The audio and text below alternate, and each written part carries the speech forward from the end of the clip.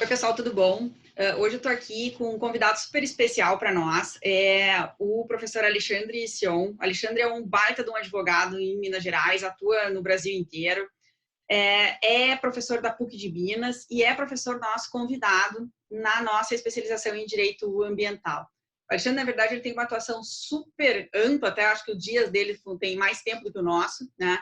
E, além disso, ele já foi, né, fundou a União Brasileira da Advocacia Ambiental, hoje é o presidente da Associação Brasileira de Direito, Energia e Meio Ambiente, e está aqui conosco, né, se dispôs, então eu agradeço bastante já, de antemão, Alexandre, né, a se dispôs nesse período que a gente sabe que está bastante complicado e que a vida não para, né, e que a gente está criando meios, né, para continuar atendendo, e eu tenho visto que para ti está bastante agitado as coisas com a questão da mineração, né, continuar fazendo com que as coisas caminhem dentro do que é possível, né, com a gente e todo mundo em casa bem comportado para se proteger e proteger o próximo, né? Então a gente vai conversar um pouquinho sobre licenciamento com o professor Alexandre, e aí de imediato já passo a palavra para ele de novo, te agradecendo a disponibilidade, né, de estar aqui com a gente nesses minutinhos. Imagina, Fernanda, é um prazer. Você sabe que você me pede, que eu faço não chorando, mas sorrindo, de alegria. Muito obrigado e tem altíssima conta. Obrigado pelas palavras elogiosas, que só as mereço na qualidade de amigo. Muito obrigado. Então, vamos falar de licenciamento. Eu não sou uma pessoa muito de gravar, eu confesso. Assim, tenho um canal no YouTube, Pressão dos Alunos, lá que é o Direito Ambiental a Conta-Gotas, mas é o meu momento de gravação, porque eu não dou aula gravada em lugar nenhum. Já honrosamente recebi muitos convites, não aceitei nenhum, mas da Fernanda, como eu disse, o que ela me pede eu faço com o maior prazer. Bom, falando de licenciamento, e talvez seja interessante, eu sei que parece que vocês estão no final do curso, mas o que é importante a gente falar sobre licenciamento? Primeiro, falar como é que ele nasceu, em que situação que ele se encontra e discutir algumas questões que são as mais relevantes a respeito do licenciamento. Primeiro, tem licenciamento desde a Lei 6938 de 81, que é da Política Nacional do Meio Ambiente. Lá no artigo 10 já estabelecia que todos aqueles empreendimentos que utilizem recursos naturais ou que causem, ainda que potencialmente, danos ao meio ambiente, dependem de prévio licenciamento ambiental. Esse conceito muito próximo do artigo 10 da 6938 veio replicado no artigo 2º da Lei Complementar 140 de 2011, que veio regular a atuação dos entes federativos. Por que essa lei é importante para discutir o que a gente está discutindo? Primeiro, porque quando a gente fala de licenciamento, a gente tem que começar a falar da competência comum dos entes federativos em matéria de proteção ambiental, que é o artigo 23 da Constituição da República Federativa do Brasil de 88, nos incisos 6º e 7º. Eu já dizia que é competência comum dos entes federativos atuar na proteção do meio ambiente. Mas o único desse artigo 23 dizia, como diz, que virão leis complementares para atuar ou para tratar da atuação dos entes federativos. Por muito tempo se ficou nessa discussão, bom, mas poderiam todos ao mesmo tempo? Ou como é que se dá essa divisão? Existia, inclusive, colegas que defendiam que comum quer dizer todo mundo ao mesmo tempo.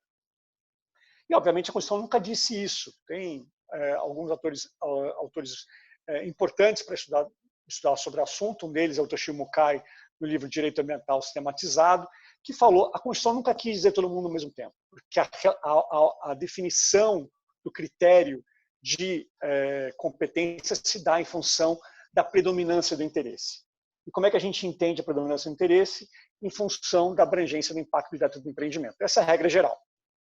A despeito disso, nós já tivemos, inclusive, decisões judiciais do STJ definindo que não cabia um único licenciamento. Porque o licenciamento está tão relevante que não podia só o Estado licenciar aquele empreendimento. A gente deveria também contar com o IBAMA. Com todo respeito, não fazia o menor sentido, como se 2 entes ou 3 entes ao mesmo tempo trouxesse maior proteção ambiental. Obviamente, isso não faz o menor sentido. Já na resolução CONAMA 267 de 97, que, pasme, a gente continua convivendo, porque nós ainda não temos uma lei geral do licenciamento, está sendo discutida há 16 anos no Congresso, como a Fernanda sabe muito bem, mas a gente continua convivendo com ela. E a tese da resolução CONAMA 267 é dizendo o seguinte, ruim com ela, pior sem ela. Então, que bom que tem alguma coisa, ainda que longe de ser o ideal.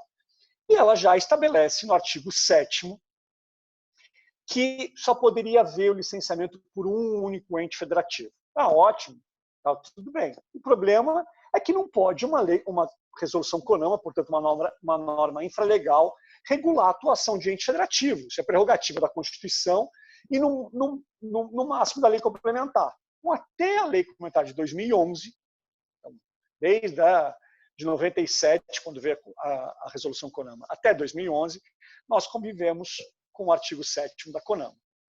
Esse mesmo texto veio replicado na lei complementar no seu artigo 13, que diz, em linhas gerais, a mesma coisa, ou seja, cabe licenciamento de um único ente federativo e os demais se manifestam de forma não vinculante. Por que isso é relevante? Porque quando a gente vai implantar grandes empreendimentos que impactam diversos entes federativos, o que o empreendedor quer é segurança para saber em que porta que eu vou bater. Vai ser do município, vai ser do Estado, vai ser da União. Então, essa discussão é muito relevante. Mas ainda hoje, mesmo depois da lei complementar, a gente continua tendo discussões judiciais a respeito disso. Em menor grau, por conta da lei complementar, mas ainda elas existem. Bom, o que diz a lei? Desculpa te interromper, mas ainda dá a sensação, quando a gente vê algumas manifestações do judiciário, que alguns magistrados e alguns tribunais ignoram completamente a existência da lei complementar, em que pese ela seja de 2011, né? Concordo plenamente. E tem vários casos, né? Tem alguns casos que a gente acompanha, que durante muito tempo, na discussão de grandes empreendimentos, com diversos atores, inclusive o Ministério Público, todo mundo reconhece a competência do Estado para licenciar aquele empreendimento. Se consegue a LP, na hora de conceder a LI, o Ministério Público diz, não, eu acho que a competência aqui é da União.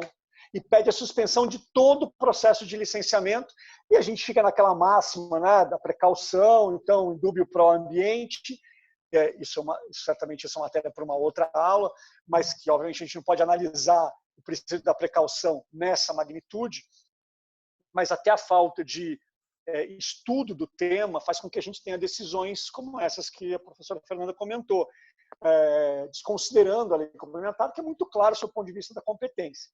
A lei complementar se desvia um pouquinho, em alguns trechos, sobre essa regra geral da predominância do interesse, porque ela diz, por exemplo, que quando tiver um empreendimento que afete uma unidade de conservação de domínio da União ou de domínio do Estado, a competência se desloca para esses entes.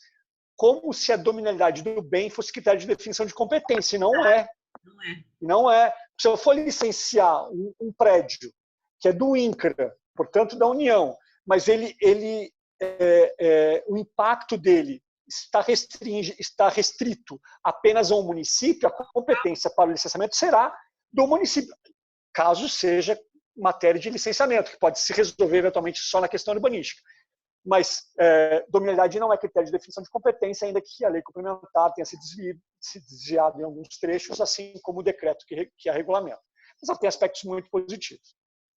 Bom, e ainda do artigo 13, falando desse aspecto, quando ele diz que se dará a competência no único nível, ou seja, só um ente federativo é competente, e os demais se manifestam de forma não vinculante, surge a discussão para aquilo que é um dos grandes percalços dos licenciamentos de infraestrutura no Brasil, que são os intervenientes.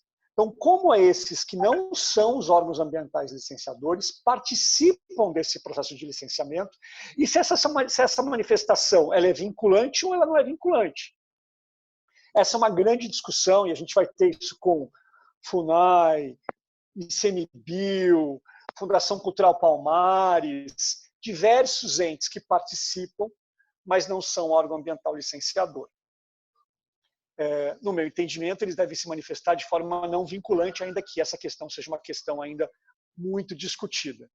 O fundamento para a participação de diversos entes, quando atingem comunidades tribais, quilombolas ou tradicionais, é da OIT 169, a Convenção Internacional da qual o Brasil é signatário, que estabelece que quando uma medida administrativa ou judicial impactar uma comunidade tradicional, ainda que o fundamento tenha sido a preocupação para falar de comunidades tribais e indígenas, quando forem atingidas, elas têm direito a serem ouvidas de forma livre, prévia, de boa-fé e informada.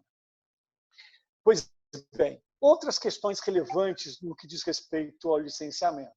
Uma delas é a chamada certidão de uso e ocupação do solo. A certidão de uso e ocupação do solo tem fundamento no artigo 10 da Resolução CONAMA 237 de 97, diz que, para instruir o pedido de licença prévia, e eu já vou falar sobre essas etapas do licenciamento, para instruir o pedido de licença prévia, o empreendedor deve, entre outros instrumentos, apresentar uma certidão de uso e ocupação do solo. Mas, afinal, o que seria essa certidão de uso e ocupação do solo? A certidão é para testar que aquele empreendimento que eu quero, por exemplo, instalar no município de Porto Alegre, está compatível com as leis de uso e ocupação do solo do município de Porto Alegre.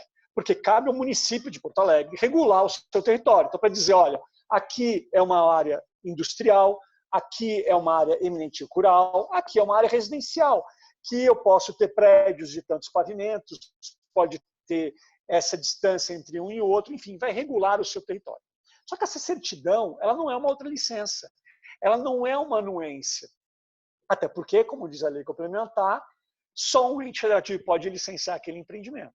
Então, se cabe ao Estado do Rio Grande do Sul licenciar, ou cabe à União licenciar aquele empreendimento, o município de Porto Alegre não pode dizer, não quer licenciar, porque a competência naquele caso não será dele, não será do município. O que cabe ao município de Porto Alegre é dizer, aquele empreendimento está ou não está compatível com as leis de uso e ocupação do solo daquele determinado município. Portanto, é uma certidão, não é uma anuência. E esse critério é de uma importância absurda, porque se confunde esse conceito em todos os grandes empreendimentos. Porque o município quer, neste momento do licenciamento, que é o momento em que o prefeito tem força, ele quer fazer valer essa força para conseguir medidas compensatórias para o seu município, ainda que o pedido seja justo, mas não encontra respaldo na legislação. E nós tivemos, no final do ano passado, uma mudança significativa em relação a esse assunto. O que aconteceu no final do ano passado? Nós tivemos a Declaração de Direitos da Liberdade Econômica, que, entre outros direitos, estabeleceu no artigo 3º que os cidadãos, as pessoas físicas e jurídicas, têm direito, ao ir a um balcão para pedir qualquer autorização de liberação da atividade econômica, e aí não só matéria ambiental, mas qualquer autorização, mas incluindo a questão ambiental, tem direito a receber um prazo após o qual, caso aquele órgão não se manifeste, ter a chamada licença ou autorização tácita. E diz mais, eu vou falar sobre isso mais para frente, e diz mais, que não será exigido do empreendedor nenhuma autorização, nenhuma certidão que não tenha fundamento em lei. Onde está o fundamento da certidão que eu comentei? No artigo 10 da Resolução CONAMA 237 de 97. Portanto, não tem fundamento em lei.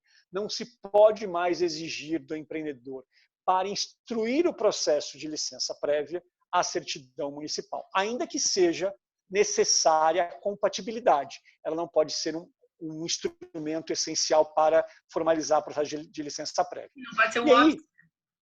Não pode ser um óbice para instruir o processo. Agora, o que será um óbice é se for incompatível. Claro. Como eu disse, essa competência é uma competência do município. E aí, dando um passinho atrás, que eu acabei avançando, falando sobre como é que funcionam as licenças. Bom, eu disse lá atrás, desde o artigo 10 da Lei 69/381, da Política Nacional do Meio Ambiente, que toda vez que eu precisar, todo empreendimento que cause, ainda que potencialmente danos ao meio ambiente, ou utilize recursos naturais, depende de prévio licenciamento ambiental. Então, o primeiro conceito bastante relevante, a licença é prévia, ela não é posterior. No começo da lei, foi muito comum se estabelecer, se conceder a licença e colocar como condicionante apresentar o estudo. Não dá para ser. O estudo tem que nortear, tem que orientar a atuação do agente público para avaliação dos aspectos positivos e negativos daquele empreendimento. É com base nesse estudo, que, portanto, tem que ser prévio, é que o órgão ambiental considerar ou não a licença. A licença pode ser uma licença única, ou pode ser uma licença chamada do sistema trifásico, que é o comum, que é uma licença prévia, licença de instalação e licença de operação. Licença prévia serve para quê? Serve para dizer que aquele empreendimento é ambientalmente viável e aprova a sua localização.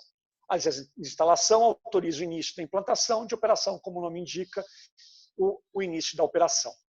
Na licença prévia, o órgão ambiental vai sopesar os aspectos positivos e negativos de determinado empreendimento e, entendendo que os positivos são maiores do que os negativos, considerar a licença prévia, caso o empreendedor tenha preenchido os requisitos. E a primeira questão relevante, do ponto de vista do licenciamento, é qual que é a natureza jurídica da licença?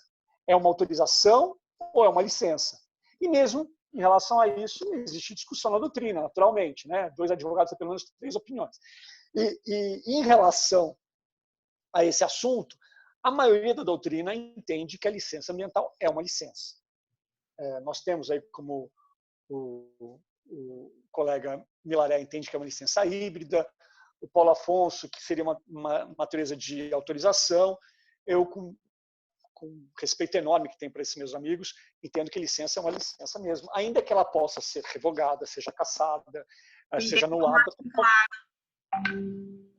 Tu entende como um ato vinculado? Eu entendo que é um ato vinculado e não discricionário, exatamente. Em que momento há uma discricionariedade do órgão ambiental? Na valoração dos aspectos positivos e negativos. É inerente que neste momento, quanto que pesa gerar empregos, renda, tributos, aumentar o IDH daquela região, em contraponto, suprimir tantos hectares de vegetação nativa, eventualmente causar um impacto hídrico. Como é que a gente valora isso? Isso, obviamente, é um aspecto. Qualquer ato administrativo, seja discricionário ou vinculado, tem que ser justificado, mas entendo que existe aí um espaço de valoração do ente federativo. Em alguns estados, como acontece em Minas Gerais, quem decide pela concessão ou não da licença é um colegiado. E aqui o que acabou se transformando num ato discricionário quando deveria ser vinculado, porque o órgão ambiental emite o parecer recomendando ou não licença, mas os conselheiros são livres para decidir segundo a sua conveniência e oportunidade. Então, é um sistema sui generis que existe assim há bastante tempo e as pessoas convivem com isso, ainda que tenha desvirtuado esse conceito, na minha opinião, de que o licenciamento é um sistema vinculado. E lembrando que a competência legislativa em matéria ambiental é uma competência concorrente, cabendo, portanto, à União estabelecer normas gerais e os Estados complementar. Não poderia o Estado se desviar, mas existe muita confusão em relação a esse assunto, inclusive com decisões díspares. Mas, caminhando em relação ao licenciamento. Então, importante entender que é um processo prévio aos seus impactos, que cabe ao empreendedor custear essas licenças, inclusive do ponto de vista de repercussão criminal, o artigo 69A da 9605 de 98, que é a Lei dos Crimes Ambientais e Infrações Administrativas Ambientais, estabelece que é crime aquele que elabora um estudo ou apresenta um estudo para a concessão de uma autorização ou licença em desacordo com as normas ambientais, inclusive admite a modalidade culposa por omissão.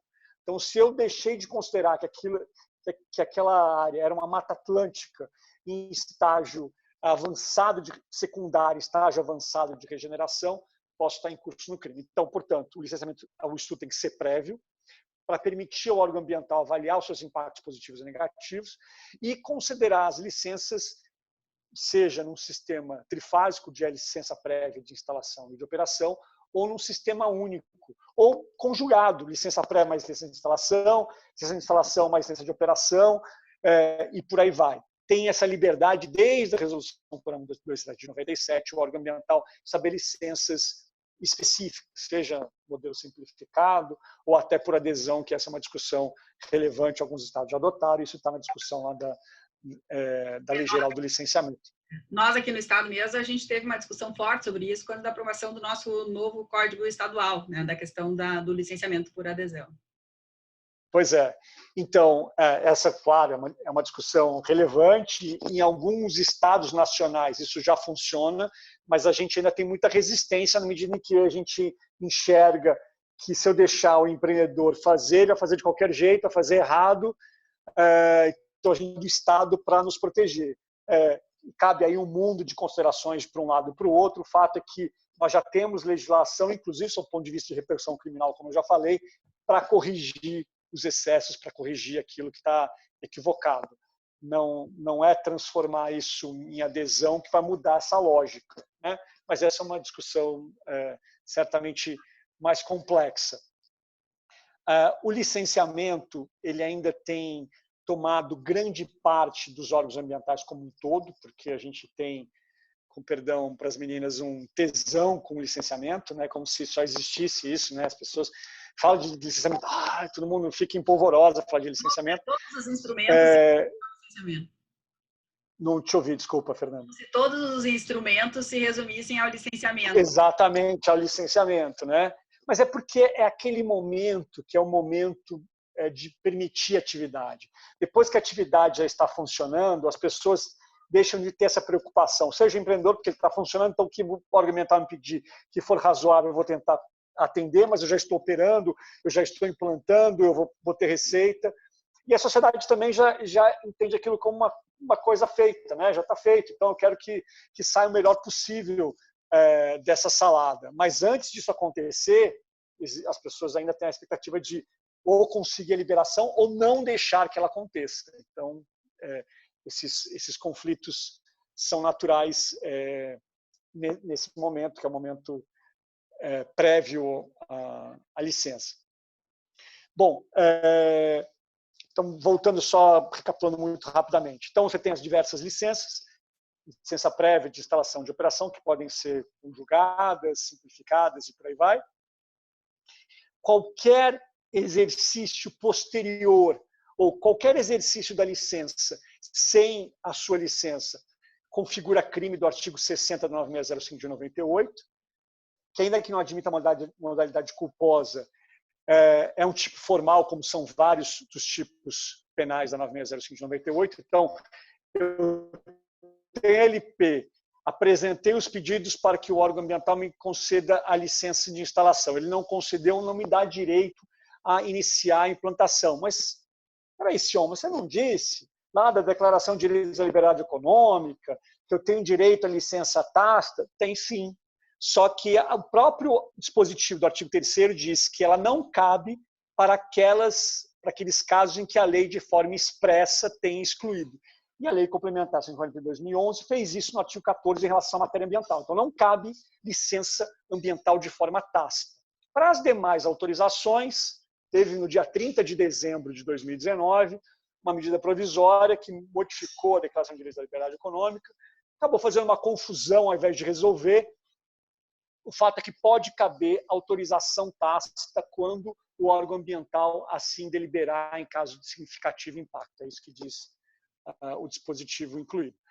Pois bem, então eu tenho que ter as licenças, não posso exercer aqueles direitos, ainda que o órgão ambiental tenha ultrapassado o prazo, que a CONAMA falava de 12 meses no caso de IARIMA e de 6 meses sem IARIMA, caberia uma mandado de segurança, mas não cabe o exercício daquele direito sem a licença, sob pena de repercussão na questão criminal. Mas tem umas questões, falei sobre a questão da competência, o artigo 7º da Lei Complementar 140 de 2011 fala da competência da União, o artigo 8º dos estados, o artigo 9º dos municípios. E aí tem mais algumas questões rápidas que eu gostaria de abordar. A primeira delas, o artigo 9º da Lei Complementar, quando fala da competência do município, ele diz que os conselhos estaduais definirão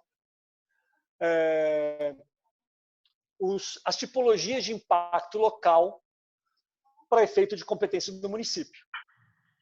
Parece uma coisa bacana, né? Afinal de contas, vamos definir o que cabe ao município, o que cabe ao estado, porque todo mundo quer, como eu disse no início, onde que eu vou bater a porta, qual a porta que eu vou bater. Ocorre que se o município tem competência originária, e ele o tem, seja pelo artigo 23, seja pelo artigo 30 da Constituição, ele não pode receber de delegação aquilo que ele tem de forma originária. Então, ele pode até delegar para o Estado se ele quiser, mas o Estado não delega para o município aquilo que já é do município. Parece mais novo, né? Tu pode fazer sim, desde que tu faça aquilo que eu quero que tu faça. Exatamente. A gente tem essa lógica, porque a Constituição trouxe o papel dos municípios numa relação não hierárquica com os demais entes, mas manteve essa questão de distribuição de recurso complexa. Então, existe um mundo jurídico, existe um mundo real, mas, sob o ponto de vista do mundo jurídico, não existe hierarquia entre entes federativos. e, portanto, não cabe delegação do Estado para aquilo que é competência originária do município. Mas as pessoas não querem discutir isso. Por quê? Sai com uma resolução do CONSEMA e está tudo bem. Por quê? Eu quero saber onde que eu vou bater a porta. Eu entendo isso perfeitamente, mas, do ponto de vista muito jurídico, entendo que existe uma inconstitucionalidade nesse dispositivo. Uma inconstitucionalidade bem forte, né? Uma inconstitucionalidade bem forte, né? No meu ponto de vista. Assim, mas que bom te ouvir falar isso. Que bom, que bom. Não, entendo isso. Mas as pessoas não querem essa discussão, porque os municípios aceitaram essa posição e têm discutido com os conselhos estaduais normas para tratar. Bom, tá bom, pode não ser, ok, mas vamos sair. O que vai sobrar para mim nesse processo, né? Bom, falando ainda sobre inconstitucionalidades, tem umas questões bem interessantes. Uma diz respeito à questão da autorização da Mata Atlântica, que eu não quero me deixar esquecer para falar sobre esse assunto. E um outro caso, que foi um julgado, salvo engano, em 2018, em Santa Catarina. Eu não sei se você ouviu esse caso, professora, mas que foi o município de Joinville. O município de Joinville tinha Secretaria Municipal de Meio Ambiente, Conselho Municipal de Meio Ambiente, lei municipal, licenciava regularmente seus processos de licenciamento. Em dado momento, o município disse, olha, eu não quero mais. Fez um convênio com a, então, Fátima, hoje IMA, para que todos os licenciamentos que eram do município de Joinville fossem licenciados pelo Estado de Santa Catarina. O Ministério Público entrou com a ação, o que disse o Judiciário? Olha, uma coisa é você não iniciar esse teu comando constitucional. Por quê? Para que você, ainda que tenha competência originária, para que você possa licenciar, vamos esquecer o artigo 9º da Lei Complementar. Antes dele, eu tenho que ter um conselho municipal de meio ambiente, tem que ter uma lei, porque eu não posso ficar emprestando norma alienígena, eu tenho que ter uma lei municipal que trate daquela matéria. Mas, então, se você não tiver, você não vai licenciar, nenhum problema. Agora, se você começou a brincar, não pode dizer, não quero brincar mais. Começou a brincar, tem que seguir o jogo. Não dá para você dizer, olha, isso aqui não vale mais a pena, porque se a gente abrir esse leque para outras questões, daqui a pouco os municípios vão dizer, olha, eu não quero brincar disso aqui não é legal, isso aqui custa muito dinheiro, está dando muita despesa, então eu não quero mais. Então, não se pode abrir mão. E essa é uma discussão interessante, quando a gente trava essa discussão no âmbito dos licenciamentos, em que eu tenho um ente que quer, por via reversa, subtrair a competência que é de outro ente. O exemplo da certidão de uso e ocupação do solo. Acontece à torta direito. A competência é do IBAMA. Aí o município, o empreendedor passa por 200 municípios. Todos eles vão bater a porta e vai dizer, olha, eu quero certidão. Aí o município diz, não vou te dar certidão, porque aqui não é certidão, aqui é anuência. E eu só te dou se você arrumar a praça, se você arrumar a escola, se você fizer o sistema de saneamento, por aí vai. Aí o empreendedor diz, não quero fazer isso. Vai o IBAMA. Diz, IBAMA, a competência é do IBAMA. Aí o IBAMA diz, não quero me meter nessa história. Resolve lá, senhor. Resolve. Pede a mandado de segurança e tal. O que eu digo para eles? Olha, o judiciário já disse, você não pode abrir mão daquela competência que é sua. Quando você permite que o município, que não é competente para esse licenciamento, por via reversa, impeça que você exerça a sua competência, porque quando ele diz, eu não vou te dar a certidão, isso antes da Declaração de Direitos da Liberdade Econômica, quando eu digo, não vou te dar a certidão, ele está querendo exercer o papel que é do órgão ambiental, que só pode ser um órgão ambiental competente na forma do artigo 13 da Lei Complementar 5.000 de 2011.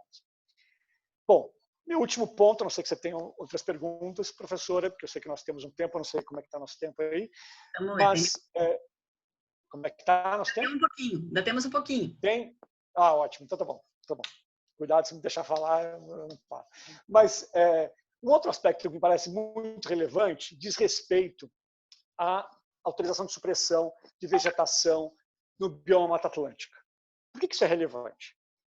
A Lei da Mata Atlântica, obviamente, teve um papel, uma importância, um interesse de proteger esse bioma caro para o país. Não só caro, mas que goza de status constitucional, 225, estou ficando sem bateria, do 225, só um minutinho, da Constituição, parágrafo 4º, que fala dos diversos biomas protegidos. Aliás, isso me lembrei de falar da questão do EIA-RIMA.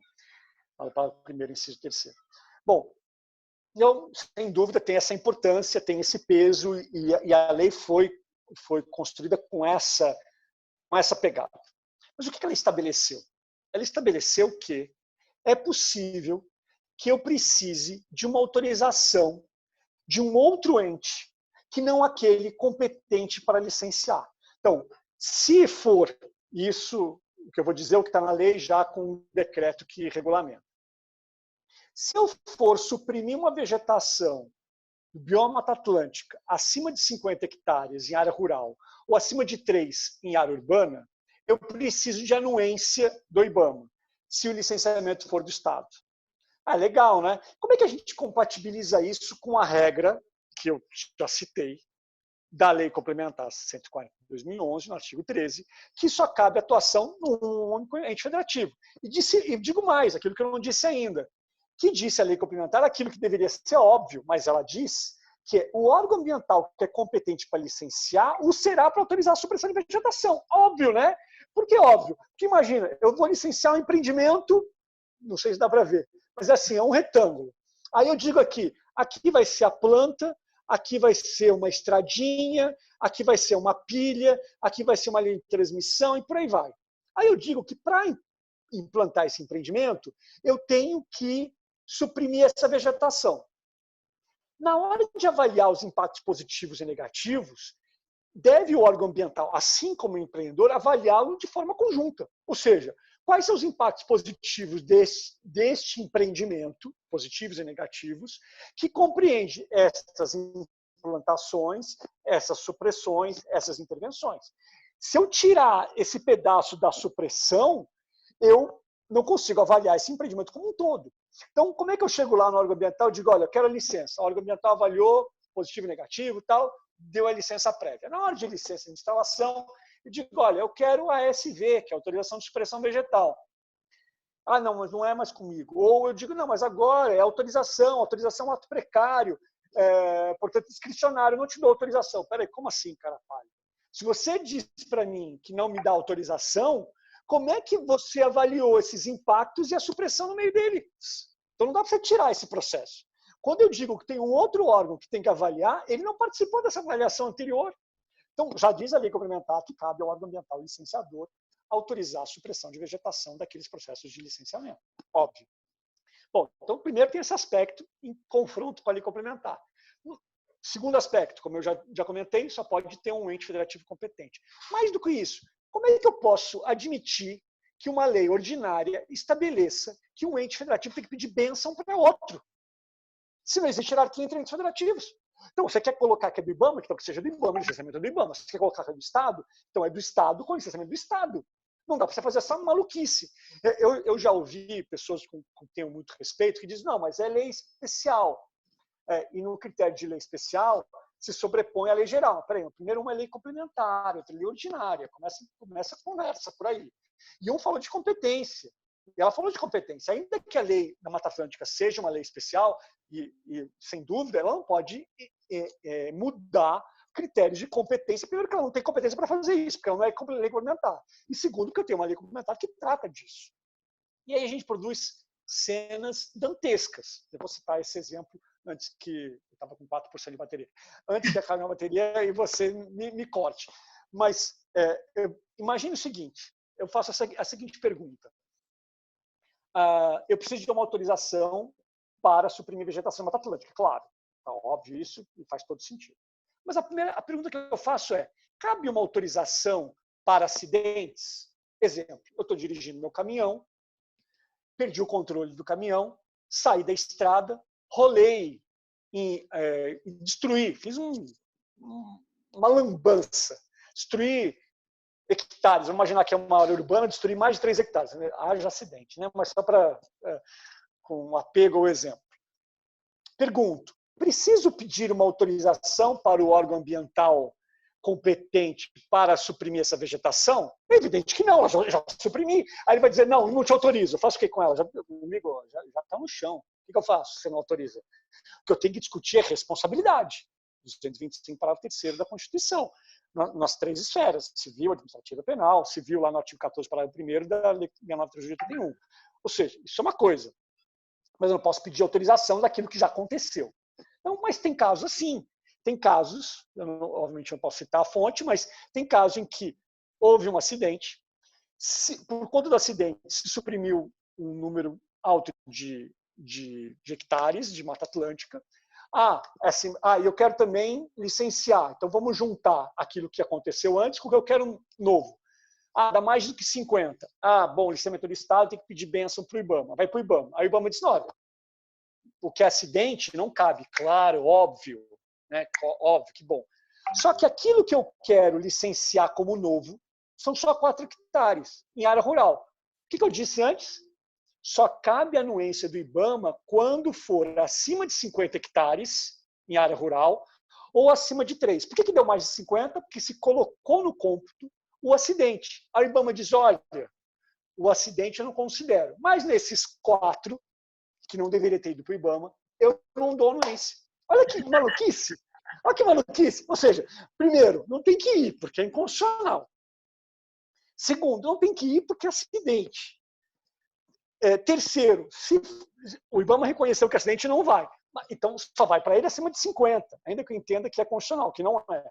Então, menos do que 50. Foi para ele, disse, olha, não avalio o restante, só avalio os 4, não deveria vir para mim, mas eu não te dou anuência. Aqui faz o que com o Estado? Então, essas excrescências que a gente continua convivendo, que dão trabalho para os advogados, mas, sob o ponto de vista de trazer segurança jurídica, não interessa a ninguém. Né? E a professora Fernanda, antes do início dessa aula, estava fazendo um comentário muito oportuno para dizer que a gente deveria parar com essa dualidade do mal contra o bem, dos bonzinhos e os malzinhos, dos ambientalistas e dos empreendedores, como se a gente não quisesse tudo a mesma coisa. A gente pode ter percepções, experiências, perspectivas distintas, mas todo mundo quer, no final das contas, claro, eu posso querer um aspecto diferente do que você quer no detalhe, mas no todo a gente quer a mesma coisa, que é que a gente estabeleça as regras e que elas sirvam para todo mundo, e que elas sejam claras, que nos transmitam segurança e que nos proteja em todos os aspectos que a gente quer proteção. É verdade, São. E não dá para dizer, depois de tudo isso que a gente fez agora nesse comentário maravilhoso que tu dividiu com a gente, não dá para dizer que a vida do advogado da área ambiental é monótona, né? Não dá. Não, são muitas emoções o tempo inteiro, né? São É verdade. Né? E é interessante a gente ver, porque esse tema que tu está discutindo hoje é um tema super importante, que às vezes quando a gente está lá na faculdade a gente não dá bola, né? Quando lá está o professor, eu estou lá no 2º, 3º semestre, o cara vai falar sobre repartição de competência, entra por aqui, sai por ali, tu diz, por que eu tenho que saber sobre isso, né? E aí depois vai ver o grosso da vida em boa parte da nossa atuação. E isso vai acompanhar em diversos aspectos, né? Não só a questão do licenciamento. Nós tivemos recentemente a decisão do ministro Dias Toffoli sobre um plano de manejo de uma zona de amortecimento de uma APA, área de proteção ambiental, para quem quiser estudar, do Grupo de Uso Sustentável da Lei 9985 de 2000, que instituiu o Sistema Nacional de Unidades de Conservação, que proíbe atividade de mineração. Então, entendeu? Qual que é o conflito de competência aí? Porque a competência para legislar a respeito de jazidas e minas é uma competência privativa da União, como estabelece o artigo 22 da Constituição. O que disse o ministro? Não, mas é a competência concorrente lá do 24, é a competência por interesse local do 30, resolve. Eu, pessoalmente, sou contra. Até gravei meu último vídeo lá para o canal nessa linha. Entendo que não. Mas a questão da competência, você foi muito feliz no comentário, vai acompanhar um advogado no seu dia a dia. Isso aí. Bom, Sião, de novo, assim, foi maravilhoso te ouvir, né? Dá vontade, a partir disso, de fazer outras tantas discussões, né? Esse tema só dos problemas que tu trouxe para a gente pensar aqui, no que foi suscitado, levantado aqui no debate. Mas te agradeço muito mesmo a participação, a tua disposição em estar aqui com a gente. Gostaria muito que tu tirasse o dedo da frente da câmera para as pessoas poderem te dar tchau agora nesse momento. Tá, então, obrigada, gente. Então, eu espero que vocês tenham curtido. E em seguida a gente vem com outra temática aí para dar uma conversada, tá bom? Bons estudos!